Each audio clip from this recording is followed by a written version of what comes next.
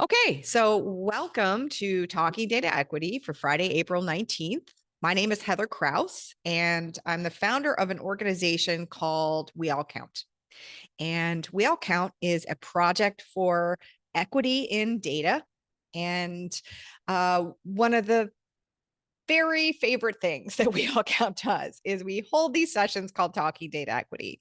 They happen most Fridays, not every single Friday, but most Fridays at this time. And it's an open invitation to anybody from any country and any sector that's working to improve the equity in their data projects, align the choices that they're making in their data projects with their goals and values and contexts, to get together, share what's working, share what's not working, ask for help, get a chance to look into really interesting projects. And sometimes we talk about techniques, sometimes we talk about methods, sometimes we have special guests. And today I have such a treat for you because we have a fantastic special guest that I was literally awake in the middle of the night thinking about because I'm so excited that she's here. Our special guest is Dr. Joanna Redden. And again, we will put a bunch of resources and lots of links to Joanna's background and work. But just to give you a little bit of context, Joanna is an associate professor in the Faculty of Information and Media Studies at Western University, which is a university in my country, Canada. And she's the co-director of a new research center called Starling Research for Just Technologies and Just Societies. How cool is that? And the way I met Joanna is she's the co-director of the Data Justice Lab, which has some great resources that we will also link to. And she researches the social justice implications of government uses of data systems and data harms. I first found Dr. Redden when I was looking at her work on data harms, which is amazing. And she has lots of books, including her most recent books, Understanding Media, Community, Communication, Power, and Social Change, and a really great book called Data Justice. So again, we'll put all these links in the chat. I'm going to welcome Dr. Redden now.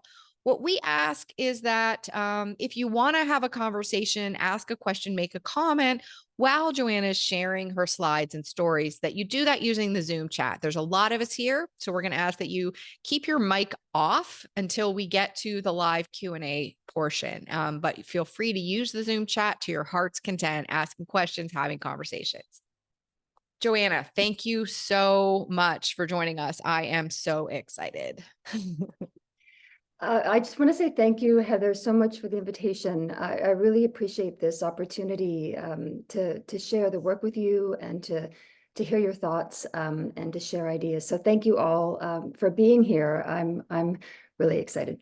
So I'm going to share my screen now, and I'll share the slides here.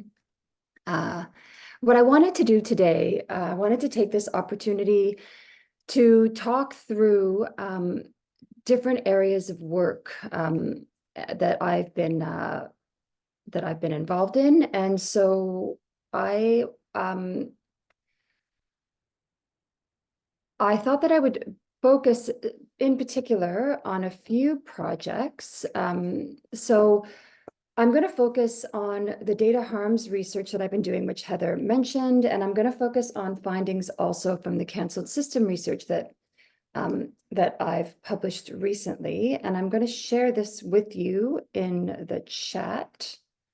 If I can find, oh yeah, there it is. Okay. So the data harm research that I've been involved in, it begins from the position that we need to pay attention to where and how people are being negatively affected by data systems. The idea is that we can learn a lot about where we're heading as members of the societies that we live in if we pay attention to how people are being negatively affected. And the idea is that by paying attention to how people are being negatively affected, we can change course, right? We can work to do things differently with data. The canceled system research also began from the position that we need to pay attention to the specificities of how data is being used in practice, and that there should be more sharing of information about where and how people are making decisions to stop using particular kinds of data systems, that there's real value in learning from the lessons of others who have applied different kinds of data systems and found them to not work, or found that they needed to also change course. And I'm gonna talk about some examples of this going forward. So one of the ideas here is that we need to pay attention to applications in practice. We also need to pay attention to adverse effects, to how people are being negatively affected. That we should be paying more attention to how the social technical transformations that we're experiencing, that we're a part of, are impacting people's rights, life chances, and well-being, and that we should prioritize attention in these areas.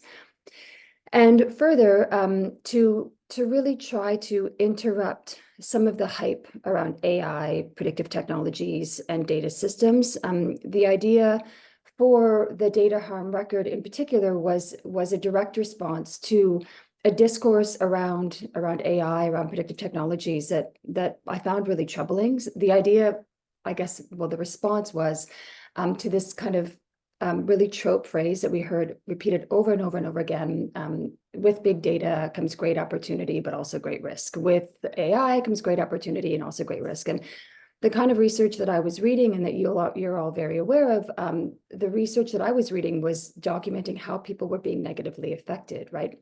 And so from my view, this discourse of risk is dangerous, and in fact enabling, because a discourse of risk suggests that harm may happen at some point in the future, whereas using a language of harm, or at least being specific about the harms that people are experiencing, pushes us to a very different place, that creates a sense of urgency, that says harms are being experienced now, we should be paying attention to them, and we should be doing something to address these harms and to prevent them going forward. The methods that I've used in partnership with my colleagues and different research teams, this has involved literature review, it's involved media analysis. We've looked at, and analyzed different kinds of documents, like legal documents, government reviews, and audits. It's involved case study investigations, and those case study investigations combine this work that looks at kind of document and critical reporting with interviews. So we've interviewed activists, public servants, lawyers, and politicians.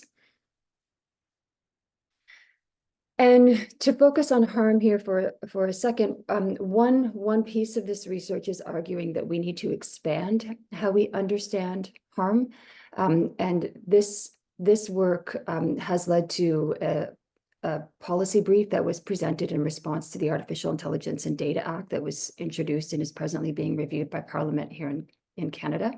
But we argue that there's too often an understanding of harm that focuses on how harm is experienced by the individual.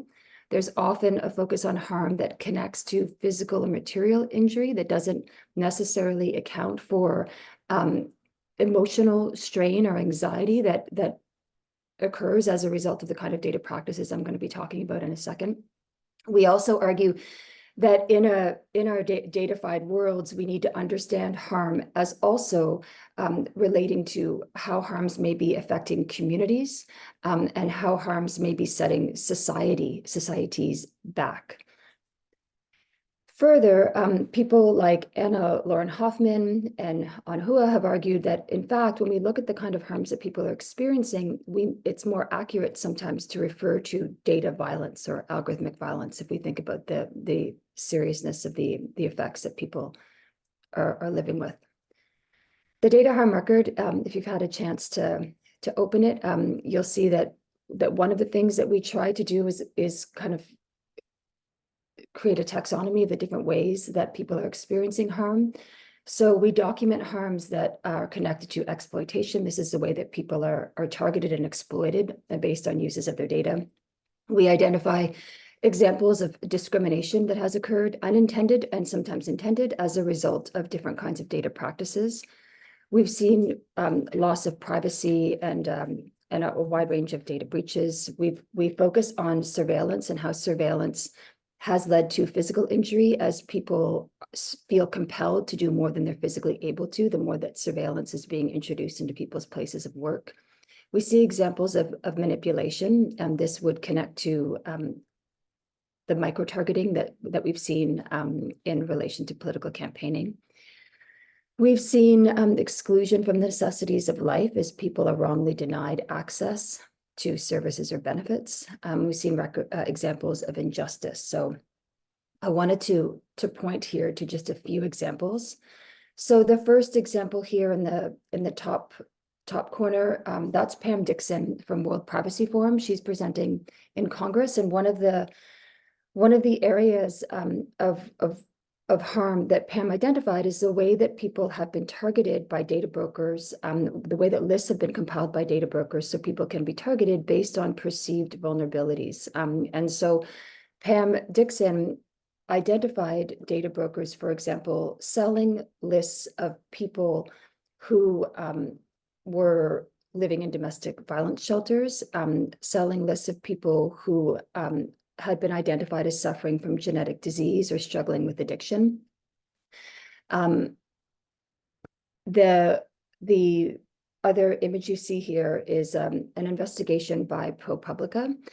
This investigation by ProPublica looked at how algorithmic systems were being used to influence insurance rates. And one of the things that they identified in their investigation was that car insurance companies were charging higher insurance rates for those living in neighborhoods populated by minorities versus white neighborhoods. This is despite both these communities having similar accident and risk rates.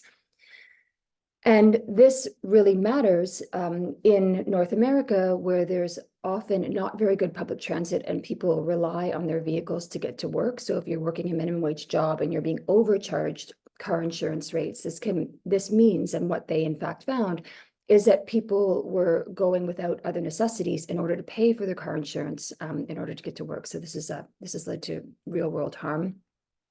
In Canada, in the first year that there was a requirement that companies report data breaches, it was reported that more than 28 million Canadians had been impacted by a data breach, which we're doing some research now on data harms in Canada and the experiences of data harms. This creates huge anxiety for people because often people are not told what they can do. It's suggested people should be better protecting themselves, but they often don't know how. And there's a lack of responsibility and accountability in discussions about data breaches, which is really problematic. The other area of harm, one of the other area of harms that's identified in the data harm record relates to uses of facial recognition technologies. There's been a lot of debate about uses of facial recognition technologies. This debate has been really benefited by work by Joy Buolamwini and Timnit Gebru and their research, which shows that facial recognition technologies have problems identifying people with darker skin. Their research identified the fact that facial recognition systems, the one they tested, the misrecognition they identified was tied to skin color and gender, with darker skinned females being the group of people most misclassified. The use of facial recognition technologies and the errors and this misrecognition is hugely problematic if you think about the extent to which facial recognition technologies are being deployed by government in a range of different ways. In the United States, there have already been examples of wrongful arrest and detention. Najir Parks is one person who had been wrongly accused of a crime he didn't commit due to the use of a facial recognition system which misidentified him. He spent 10 days in jail and $5,000 in legal costs before the case was dismissed due to a lack of evidence.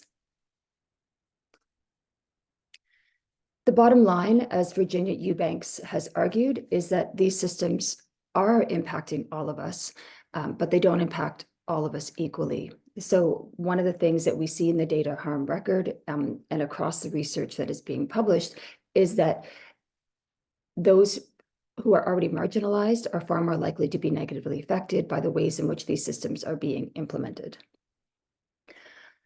In the canceled systems research, we identified 61 systems that had been paused or canceled by government agencies around the world. We focused in particular on, because of our language limitations, on Europe, the Netherlands, Australia, the United States, and Canada.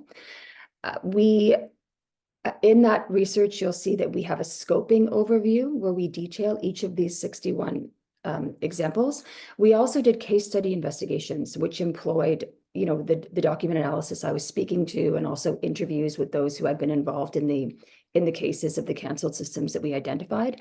And I wanted to focus in particular here, in this time I have with you, on some of the canceled systems in the area of fraud detection, which are also discussed in the data harm research. One of the things that we highlight in the research is how important it is that there's more care and more investigation of impact before data systems are introduced, because of how long it can take to stop a harmful system once in place, and how much community resources and mobilization are required often to stop a harmful system once it's in place. Many of you may have heard of the robo-debt scandal in Australia.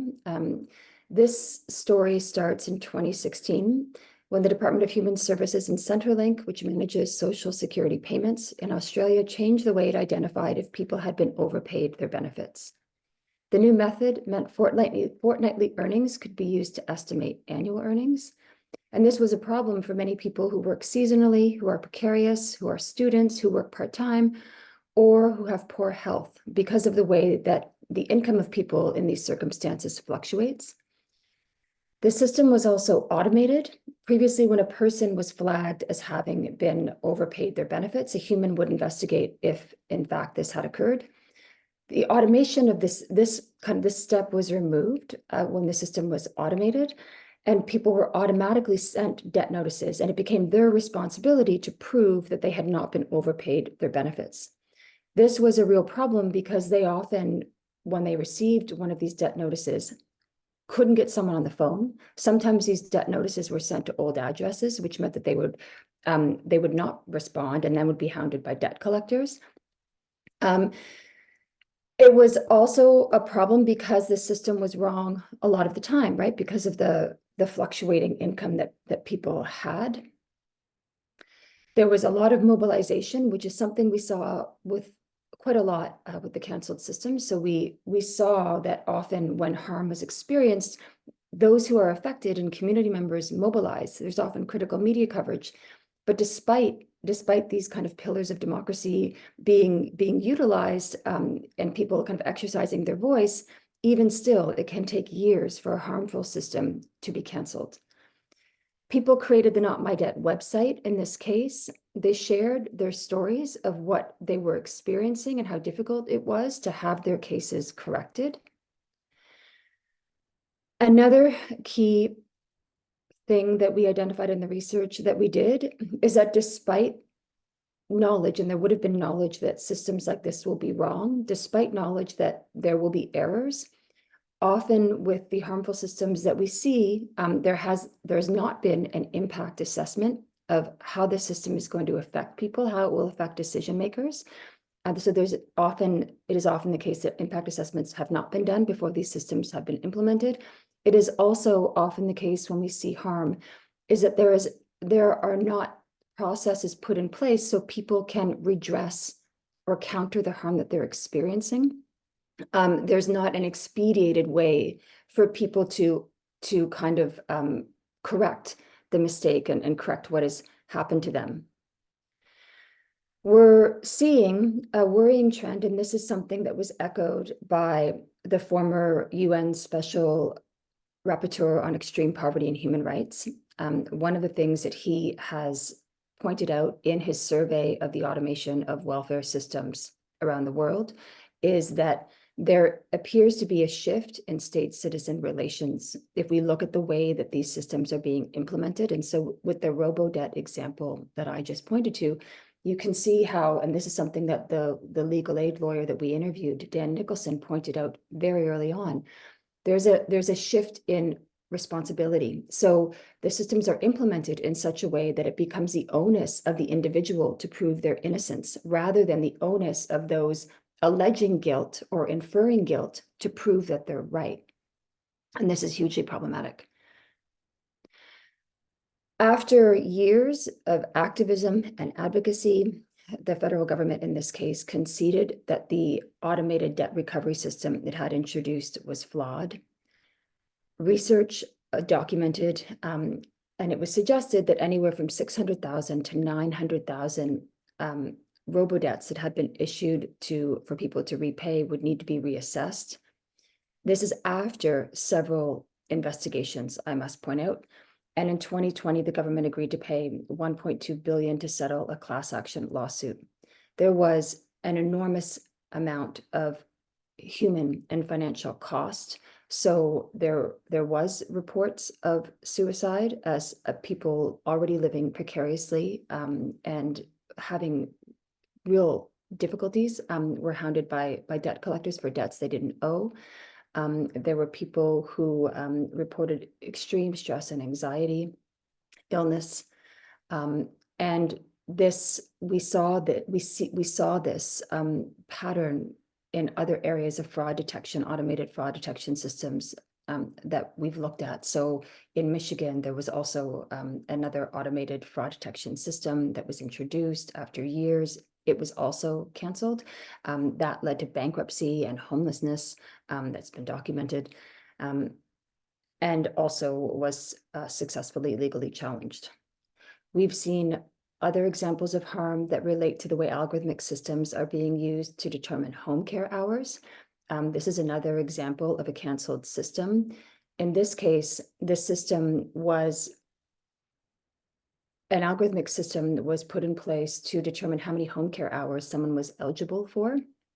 The home care nurses were no longer able to make that decision.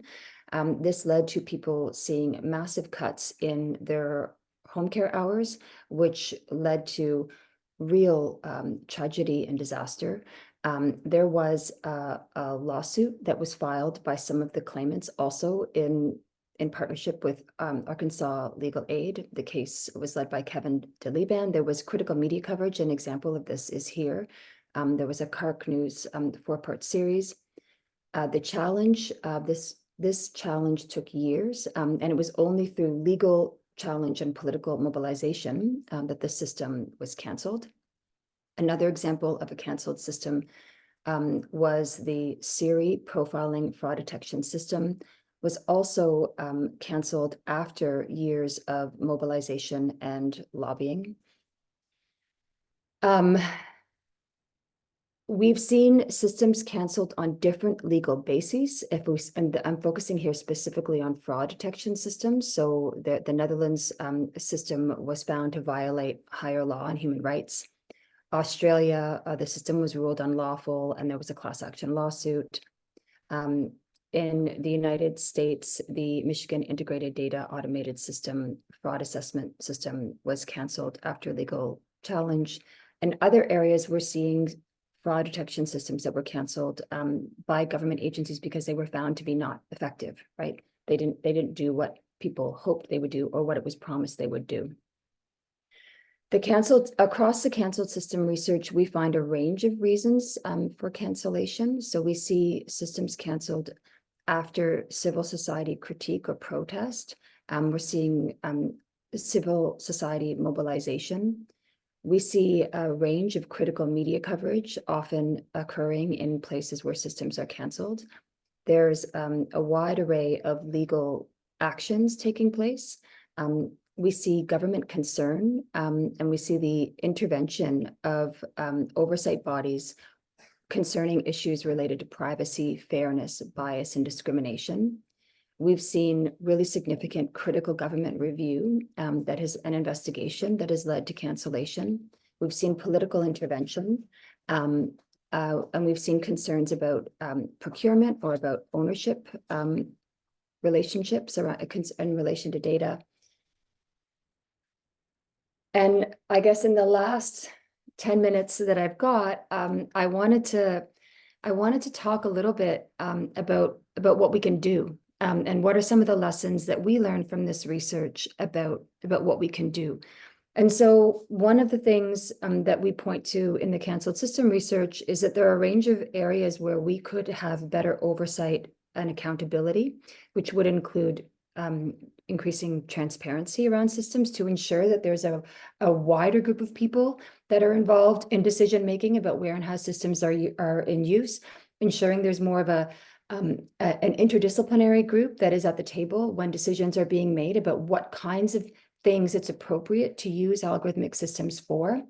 And one step toward this would be the creation of algorithmic registries or automated decision-making system registries. So we've seen a number of cities introduce registries of algorithmic systems, and we're kind of adding our voice to the widespread call at this point for public registries, not just of government uses of AI systems, but also of business uses of automated decision-making systems and AI systems.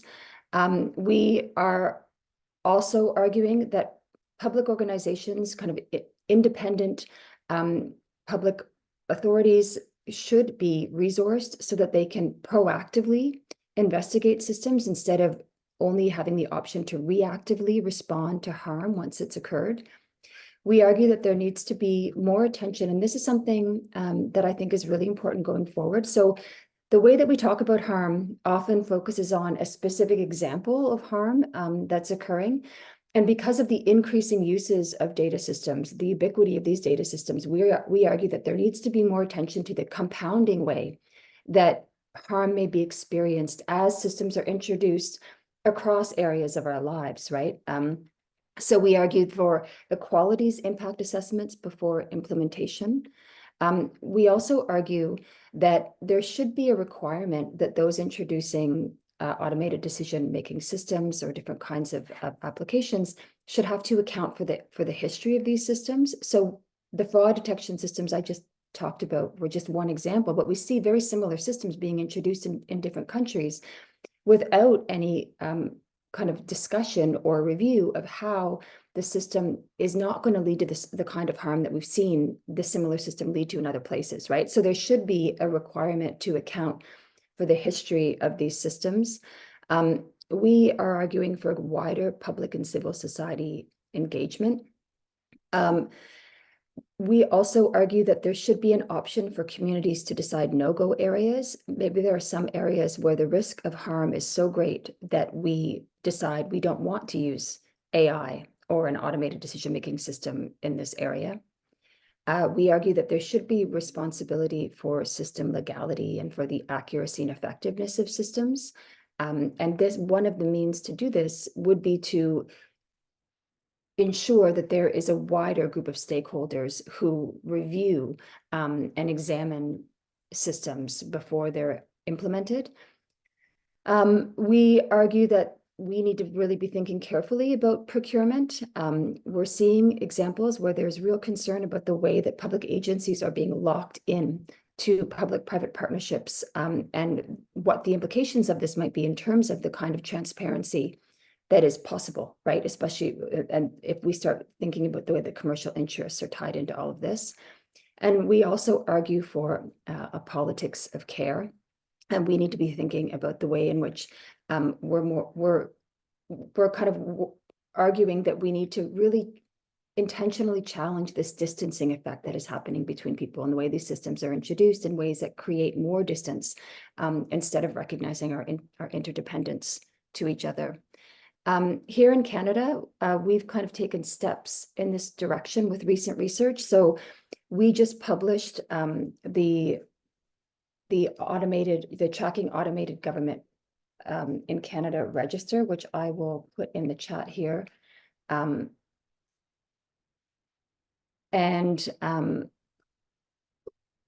idea here is that wouldn't it be great if we could collaborate, if we could proactively create these registers, if we could compel our governments to start, resourcing these and making this possible, so that we could have more information about where and how these systems are in use.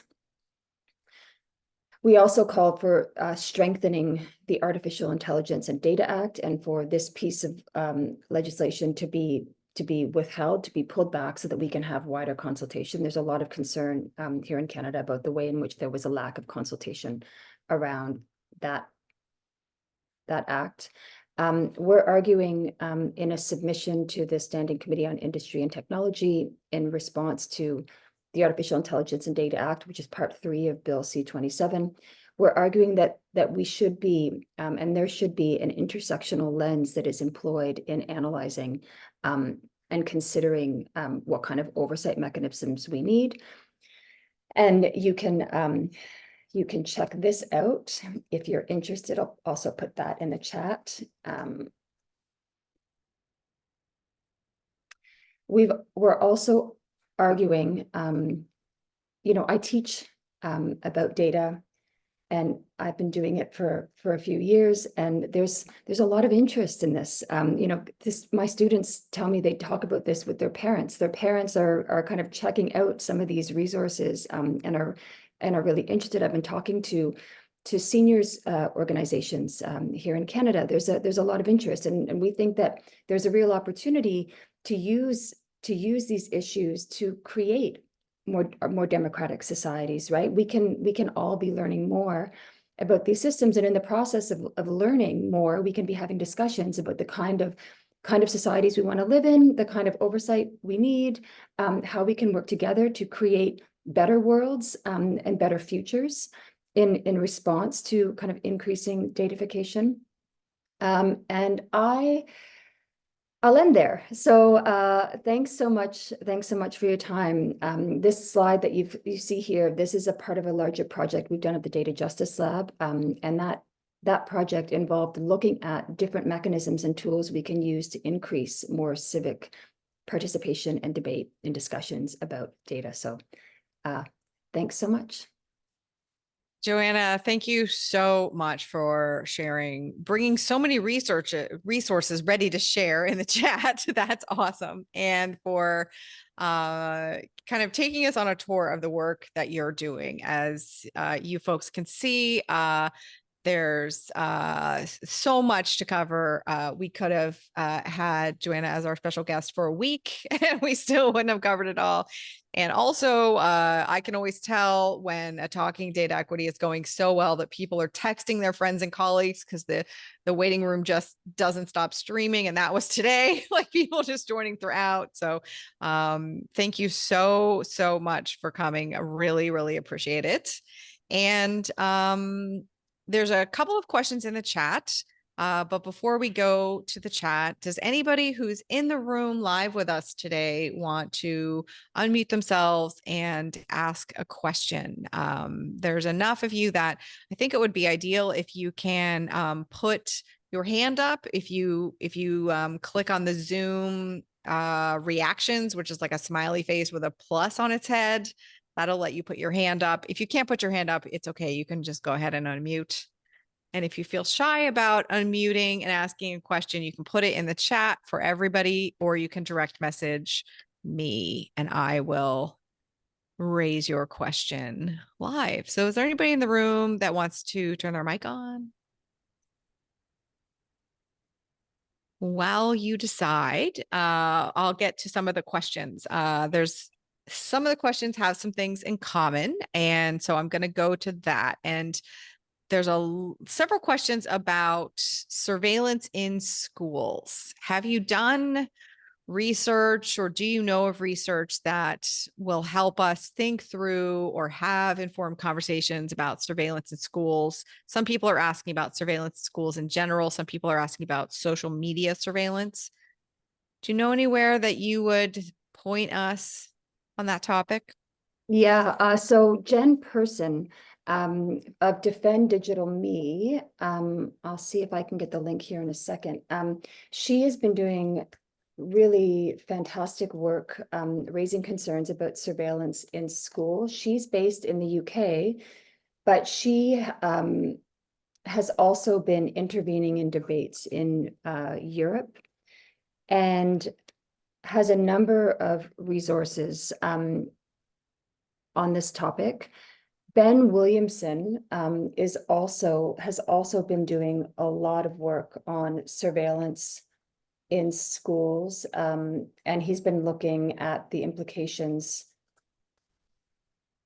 Mhm. of this. He's at the University of Edinburgh, and so his work is fantastic. So there are two people I would recommend. We came across some examples in our canceled systems research. So we found an example of a parent group who had raised concerns and protested in response to the introduction of a facial recognition system in their school. Yep. They successfully challenged the use of that system. I think this is not an area that I specialize in, but I'm as a parent of two kids, and seeing all the ways in which they're navigating their schoolwork, their lives online. I can say that I'm really, really concerned about it. Those are great resources. Thank you. And I'll add to the chat also. Data for Black Lives is doing some research on that, I believe. Jamel from Data for Black Lives did a talking data equity with us a couple of months back. So if you want to go through the archives, you might be able to watch their presentation. Hey, Nikki, go ahead. Hi, I'll say hello quick. I'm with Hi.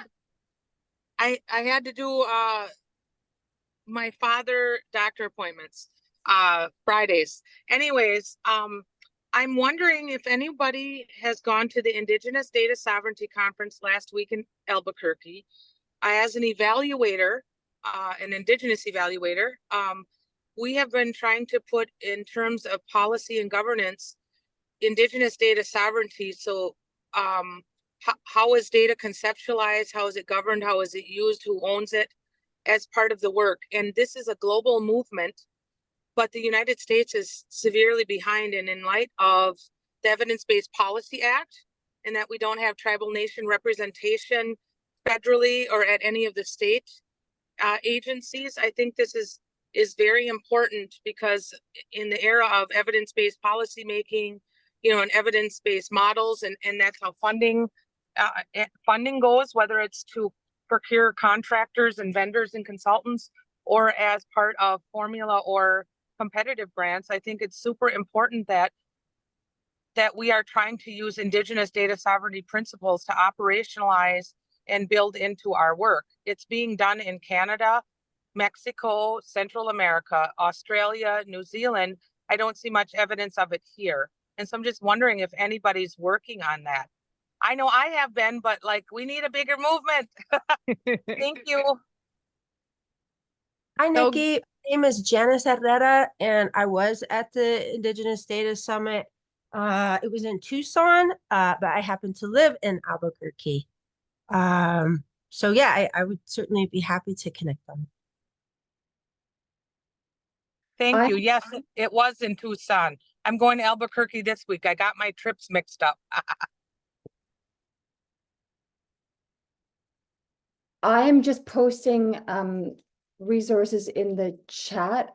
You're probably aware of them, but just in case, I am the Assembly of First Nations did one of the most important responses to the Artificial and Data Act here in Canada, and so I've posted a link to their brief, which is so important. I've also posted a link to someone working at Western University, Danica Pollock Potts, who is completing her PhD.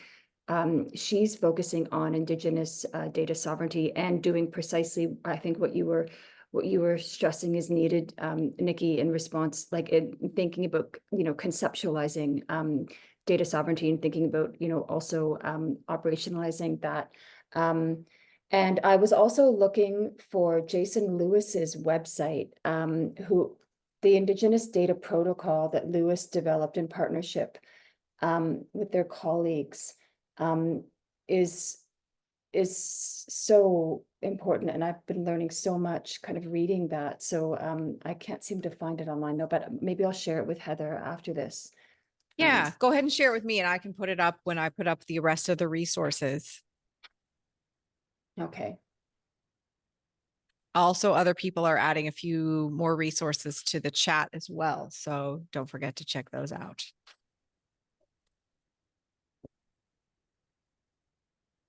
Great.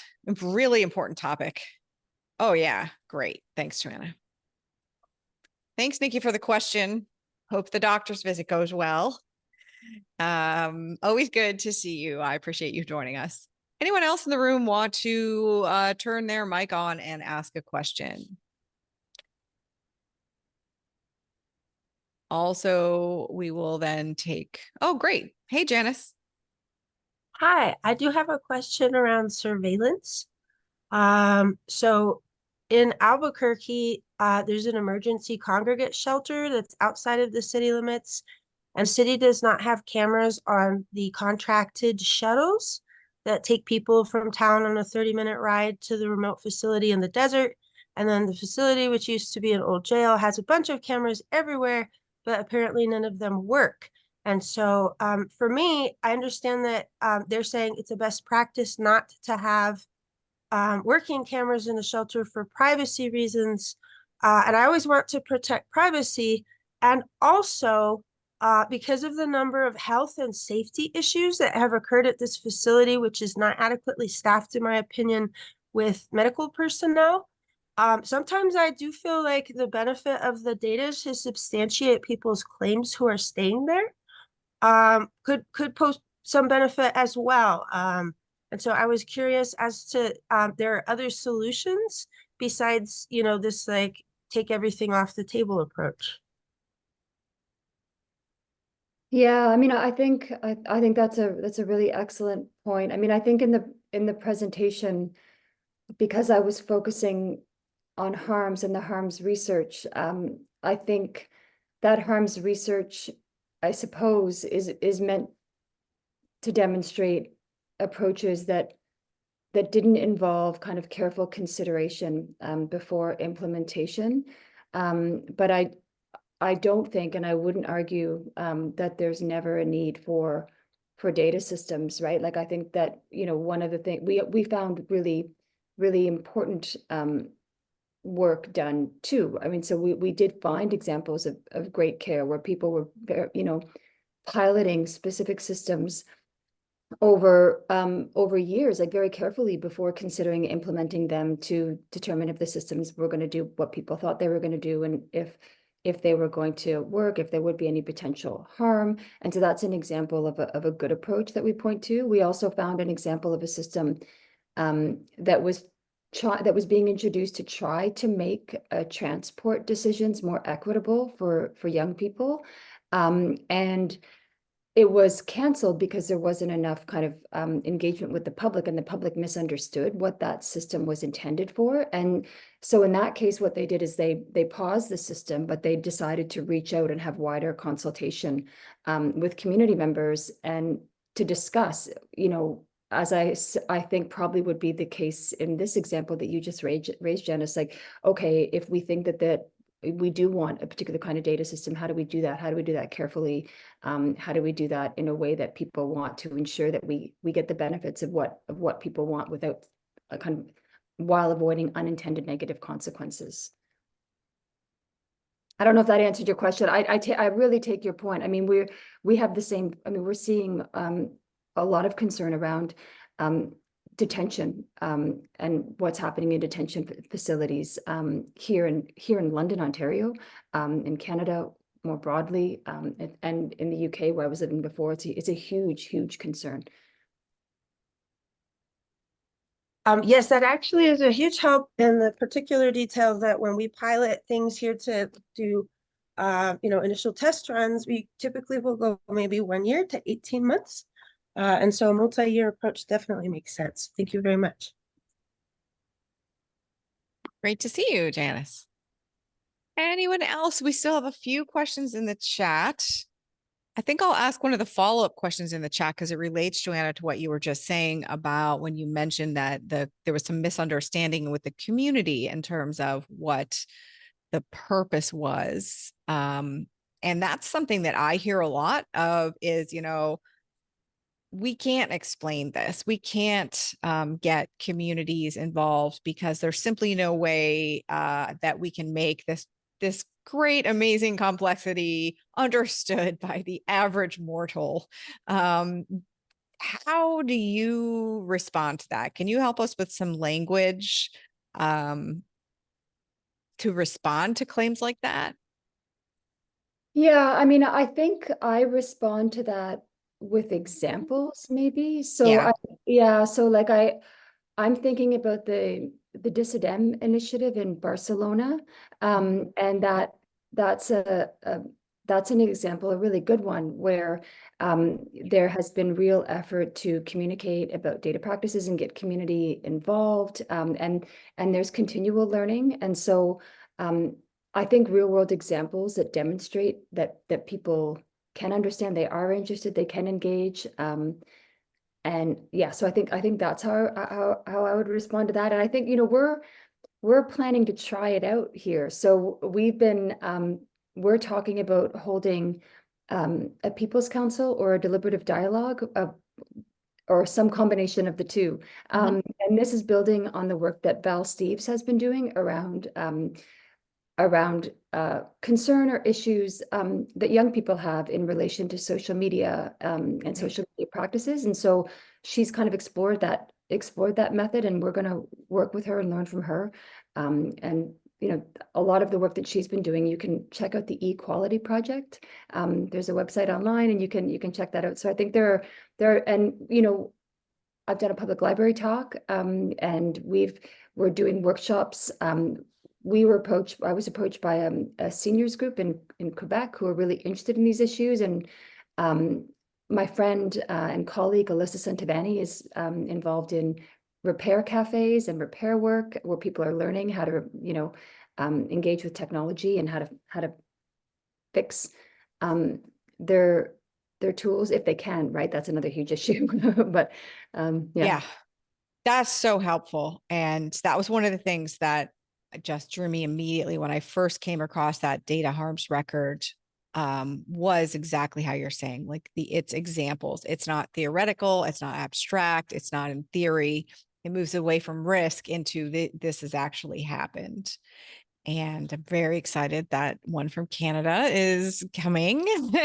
And please keep us informed about the like that community level stuff you're doing, because I'd love to share it. I know we have not everybody here is from Canada, but some people are, and the people who aren't can also learn a lot from you know, just what's happening in other parts of the world. And I think we have time for maybe one more question.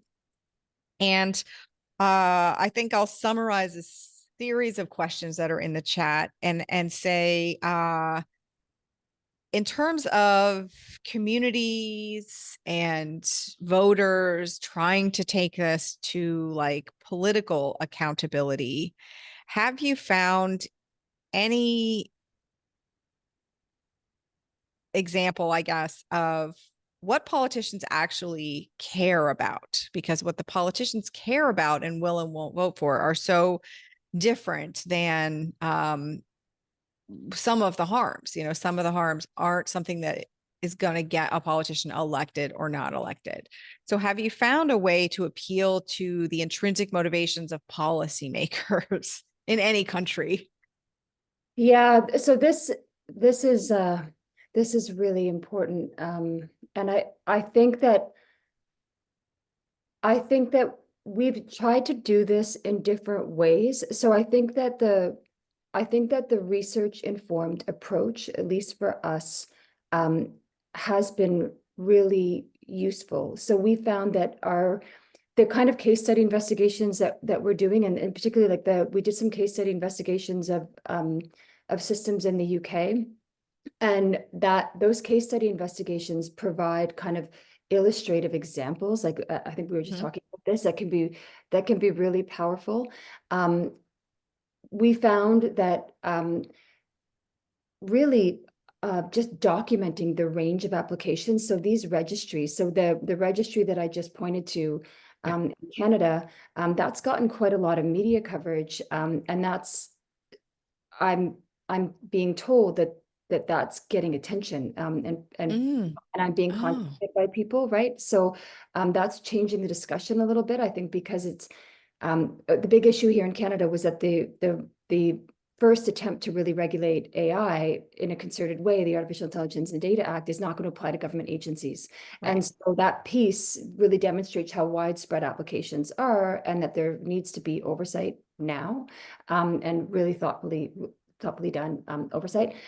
We also had the same thing in the UK when we mapped local authority uses of AI, or predictive analytics systems. That got a lot of media coverage. Sometimes journalists will approach us to do work with them, and Yeah. and so we're also we write briefs and reports, and we are sometimes called to have meetings to kind of talk through the research. So I think it's about sustained attention, and that's the challenge. Yeah. Like, the research piece takes so long, right? And so that's why I think having a bigger community, and I think that's Mhm. also why we're thinking about public mobilization, and thinking about expanding who's talking about these issues, and doing more of that civic engagement work is Yep. always has to be running along the side. Yeah. Yeah. That is so helpful and a great reminder that, it can take a long time, but it can still be successful. It doesn't have to be mutually exclusive. And I know everybody here is some kind of a data practitioner, but a lot of people here today are also artists. And I was really impacted in the UK. There was this BBC, I think it was on BBC TV series about the post office scandal. It was called Mr. Bates versus the Post Office, and it ran in January, and it completely changed the trajectory. It was very similar to your Australian, like a fraud detection thing gone wrong, loss of jobs, loss of life, very bad situation that people had been trying to get attention to for years. It wasn't a new situation, it was ongoing. And almost immediately after BBC made fiction about it, um, it, people were fired, laws were changed, canceled system. So it takes a lot of different modalities of how to get the message across. So we're going to leave it there because we're at the top of the hour and we want to make sure that everybody has the ability to get to their next meeting. But I really, Joanna, want to say how grateful I am, both for the work that you're doing and that you were willing to take time out of your very busy schedule to share it with us. It really meant a lot to me. We're definitely going to stay in touch. I'll make sure that everybody who's here has access to all these resources and is able to hear kind of what the updates are, because people in Canada probably do want to follow along with some of the civic engagement. And for people who joined us, who are part of the very important, vital community, Talking Data Equity wouldn't happen without you. So thank you for coming. And same time, same Zoom link next Friday. Thanks so much. And thanks everyone. I really appreciate the opportunity to be here. Likewise. Okay. Everybody take really good care of each other and yourselves, and have a great rest of your day. Bye, everybody.